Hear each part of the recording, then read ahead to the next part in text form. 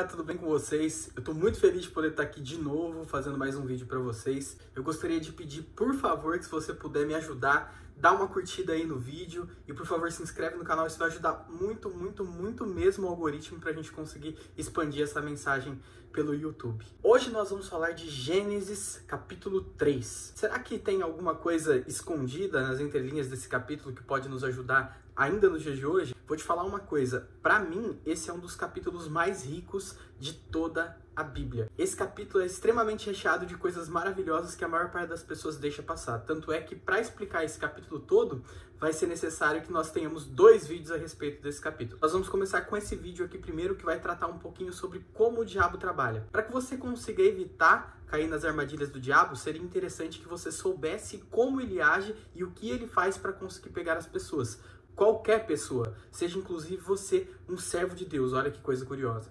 Uma coisa que nós precisamos entender é que o livro de Gênesis todo, ele foi literal, mas ele tem também características proféticas por trás dele. Todas as coisas que acontecem no livro de Gênesis, elas têm um motivo superior. Então, cada coisa que acontece nos mostra como viver ainda no dia de hoje e também revelam detalhes do futuro das coisas que ainda hão de vir. A gente viu no capítulo 2 de Gênesis que o homem tinha sido criado conforme a imagem e a semelhança de Deus, com a sua glória e com sua luz. Aqui em Gênesis 3 nós temos a primeira menção de Satanás, o diabo. É importante a gente lembrar que a pessoa que escreveu o livro de Gênesis, é claro, inspirado por Deus, foi Moisés. E Moisés também escreveu o Salmo 91. E Moisés dá um detalhe muito interessante sobre o diabo. Ele compara o diabo a um passarinheiro nesse salmo, porque ele te livrará do laço do passarinheiro e da peste perniciosa. É interessante a gente conseguir entender por que ele compara o diabo com um passarinheiro. Veja bem que um passarinho, ele vive livre, ele vive no ar, no céu, próximo a Deus. Ele vive em liberdade. E a lei de Deus, caminhar no caminho que Deus trilhou para o homem, é liberdade. Veja, por exemplo, o que Tiago, no capítulo 1, 25, diz: mas o homem que observa atentamente a lei perfeita, que traz a liberdade, e persevera na prática dessa lei, não esquecendo o que ouviu, mas praticando-o, será feliz naquilo que fizer. Ele diz que a lei traz liberdade. E se a gente for olhar o capítulo de Êxodo 32:16, lá vai estar falando sobre as placas que o próprio Deus escreveu com o seu dedo, que são os 10 mandamentos. E ele fala assim: também a escritura era a mesma escritura de Deus, esculpida nas tábuas. A palavra para esculpida aí utilizada é harut.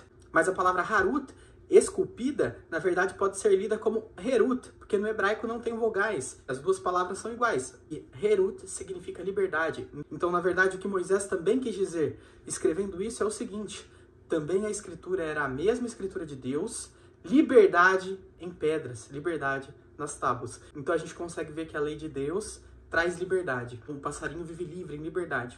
Só que como o passarinheiro age para conseguir atrair o passarinho para si? Primeiro, ele não consegue chegar lá no céu, mas na verdade ele começa a se aproximar, mostrando para o passarinho o desejo dele. Consegue fazer com que o passarinho venha até ele. Veja que coisa curiosa. O primeiro passo então é mostrar algo que o passarinho deseja. Esse algo que o passarinho deseja pode ser muitas vezes uma fêmea.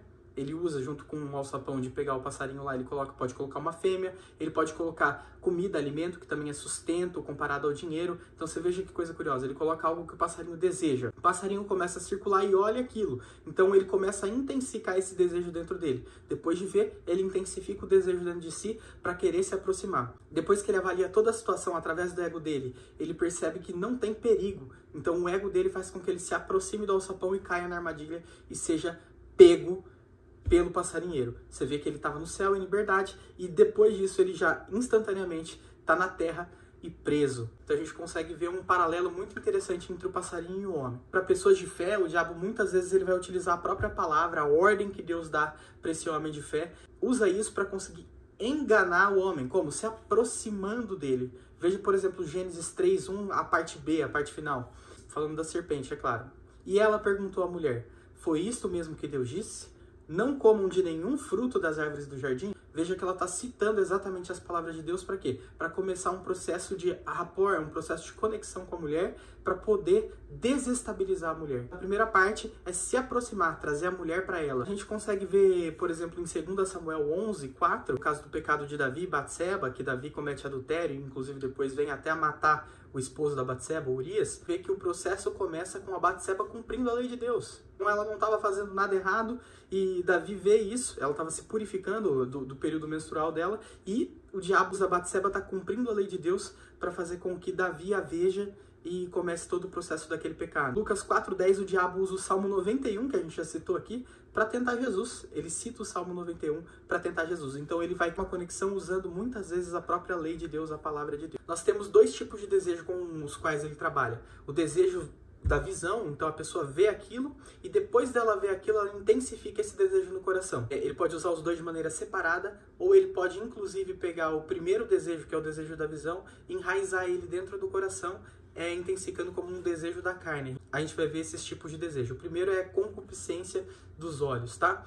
Por exemplo, em Gênesis 3:6, olha o processo, olha o que acontece com a mulher. E viu a mulher que aquela árvore era boa para se comer. Então, o primeiro passo é ver. Do mesmo jeito que Davi viu Batseba, do mesmo jeito que lá no livro de Lucas, capítulo 4, 5:6, o diabo leva Jesus até um alto do monte, que ele pudesse ver justamente o que ele precisaria ver para poder pecar, caso ele fosse pecar. Veja como que tá. E o diabo, levando-o a um alto monte, mostrou-lhe num momento de tempo todos os reinos do mundo.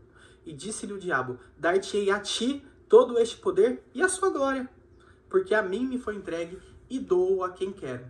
Veja bem que a palavra utilizada aqui é muito curiosa, porque parece que ele pode estar falando da glória dos reinos, mas também pode estar falando da própria glória de Jesus. A gente sabe que foi incumbido a Jesus o processo de cuidar de toda a terra e ser rei de toda a terra. Por isso que ele é o Messias. O Messias é um rei ungido, um rei ungido.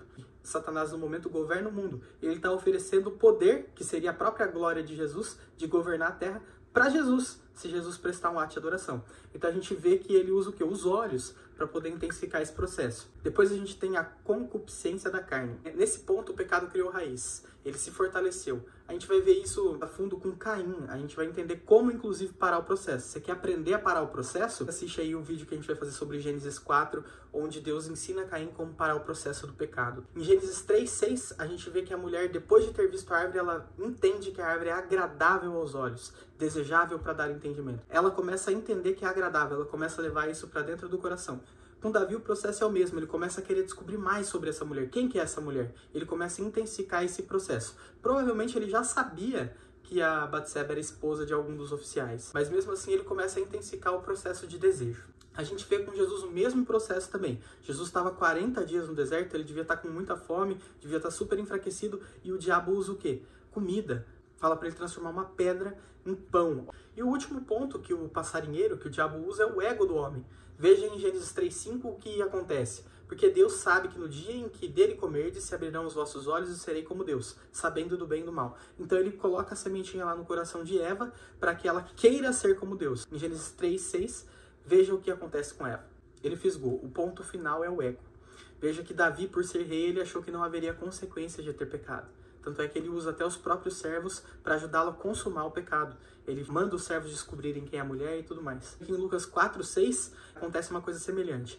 E disse-lhe o diabo: dar-te-ei a todo este poder e a sua glória, porque a mim me foi entregue e dou a quem eu quero. Ele usa o quê? O próprio ego de Jesus. Jesus podia falar: essa glória, esse poder de governar as nações, ele é dado a mim. Então eu vou assumir, porque eu posso. Ele podia ter tomado a frente e assumido na hora que o pai dele não queria, porque não era o momento de Jesus se tornar rei de toda a terra. Mas ele podia ter, a partir do ego, tomado a decisão de interromper o processo da redenção do mundo e reinar, e tomar toda a glória para si. Hoje ele tem acesso a essa glória, a gente sabe que ele é o rei do reino de Deus, do reino dos céus, e que essa glória vai ser trazida à terra, assim como ele ensina no próprio Pai Nosso. Venha a nós o vosso reino, né? Veja que em Lucas 4:9 o diabo também usa esse mesmo sentido de ego para tentar enganar Jesus de novo. Se tu és o filho de Deus, lança-te abaixo daqui. Ele sabia que ele era o filho de Deus e ele podia, pelo ego dele, falar: sou mesmo, então vou te mostrar o meu poder, vou te mostrar o poder do meu pai, vou te mostrar que tem Deus aqui em Israel, e a partir disso tentar a Deus e cometer um pecado. Muitas vezes a gente não percebe que o diabo está usando até a palavra de Deus, e ele está usando os nossos olhos, a maneira como a gente se sente e o nosso ego para nos enganar. Espero que tenha ajudado você, espero que essa palavra consiga te ajudar a se fortalecer e impedir que o diabo entre na sua vida e que você tenha uma vida de paz e abundância com Deus. Um beijo no seu coração, tamo junto, até o próximo vídeo. Valeu, tchau, tchau!